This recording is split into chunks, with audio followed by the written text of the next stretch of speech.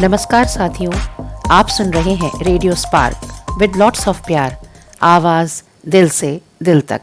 हम जुड़ते हैं आपसे हर बार, बिना फ्रीक्वेंसी, बिना मीटर के, लगातार। और आपके साथ हूँ मैं, आरजे स्निग्धा। दोस्तों, अभी बहुत ही पवित्र समय चल रहा है। इधर भगवान जगन्नाथ अपनी रथ यात्रा पर हैं और उधर दूर पर्वतों पर विराजे महादेव बाबा अमरनाथ की यात्रा भी शुरू हो गई है।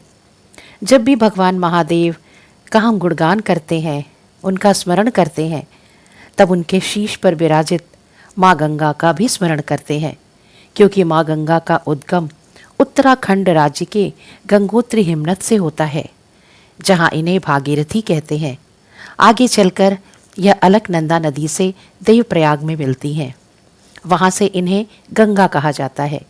गंगा नदी उत्तराखंड, उत्तर प्रदेश, बिहार, झारखंड और पश्चिम बंगाल के सुंदरबन डेल्टा में, जिसे गंगा सागर भी कहते हैं, बंगाल की खाड़ी में मिल जाती हैं। भारतवर्ष में गंगा नदी को केवल एक जलधारा ही नहीं, बल्कि एक देवी, माँ और मुक्तिदायिनी के रूप में पूजा जाता है। इसका उल्लेख वेदों, पुराणों और प्राचीन ग्रंथों में भी मिलता है। गंगा का धरती पर अवतरण एक अत्यंत प्रेरणादायक घटना है, जिसे भागीरथी कथा के नाम से भी जाना जाता है। यह कथा न केवल धार्मिक दृष्टि से महत्वपूर्ण है, बल्कि इसमें त्याग, धैर्य और उद्देश्य की पूर्ति हेतु तपस्या का महान आदर्श भी समाहित है। राजा भगीरथ के सतत प्रयासों के कारण ही गंगा माँ का पृथ्वी पर अवतरण संभव हो सका। अतः उनके नाम पर ही गंगा को भागीरथी भी कहते हैं।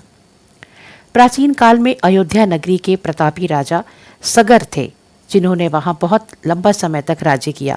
वे चक्रवर्ती सम्राट थे और उनके 60,000 पुत्र थे। एक बार उन्होंने अश्वमेध यज्ञ करने का निश्चय किया, जो इस समय की सबसे बड़ी धार्मिक क्रिया मानी जाती थी। इस यज्ञ में एक घोड़े को स्वतंत्र रूप से विचरण करने के लिए छोड़ दिया जाता है, और जो भी राज्य उसे रोकता है, उसे यज्ञकर्ता की अधीनता स्वीकार करनी होती है। इंद्रदेव, जो स्वर्ग के राजा थे, इस यज्ञ से भयभीत हो गए। उन्होंने यज्ञ के घोड़े को चुपचाप चुरा लिया और उसे कपिल मुनि के आश्रम में जाकर बांध दिया। जब राजा सगर के पुत्र उस घोड़े की खोज करते हुए आश्रम पहुंचे, तो उन्होंने कपिल मुनि पर चोरी का आरोप लगाया। इससे कपिल मुनि क्रोधित हो गए और उन्होंने उन्हें श्राप देकर भस्म कर दिया। राजा सगर के वंशज राजा भगीरथ को यह दुखद समाचार मिला कि उनके पूर्वजों का अंतिम संस्कार ठीक तरीके से नहीं हुआ और उन्हें भस्म कर दिया गया है। उन्होंने यह दृढ़ संकल्प किया कि वे अपने पितरों को मुक्ति दिलाएंगे, चाहे इसके लिए उन्हें कितनी भी कठिनाई क्यों न सहनी पड़े। उन्हें ज्ञात हुआ कि केवल स्वर्ग की गंगा के पवित्र जल से ही उनके पितरों को मोक्ष प्राप्त हो सकता है। गंगा स्वर्ग में निवास करती थी और पृथ्वी पर उनका आना आसान नहीं था। इसलिए राजा भगीरथ ने महान तप का संकल्प लिया और हिमालय पर्वत पर जाकर वर्षों तक कठोर तपस्या की।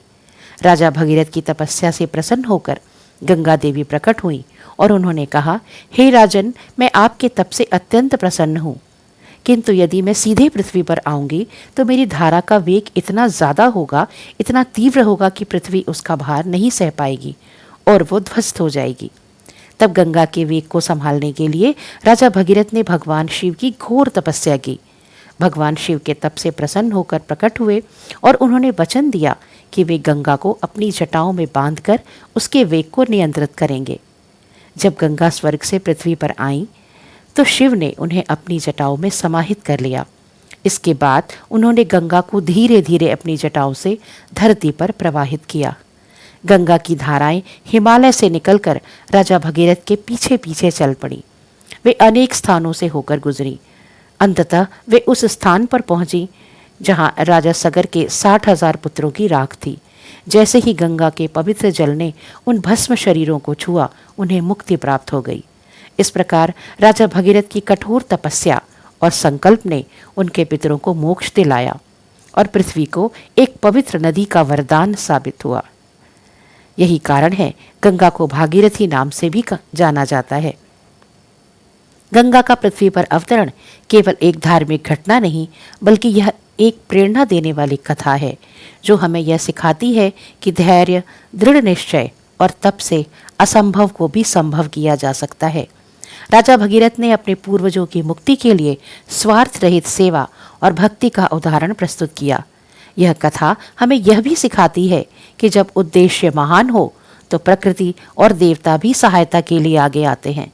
आज गंगा भी करोड़ों लोगों की आस्था का केंद्र है, परंतु वर्तमान समय में गंगा प्रदूषण की समस्या से जूझ रही है। यदि हम गंगा के महत्व को समझते हैं तो हमें उसका संरक्षण भी उतना ही निष्ठा से करना होगा।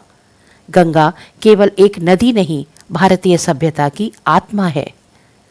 तो आइए हम सभी नमन करते हैं माँ गंगा को और कहते हैं हर हर गंगे, हर हर गंगे।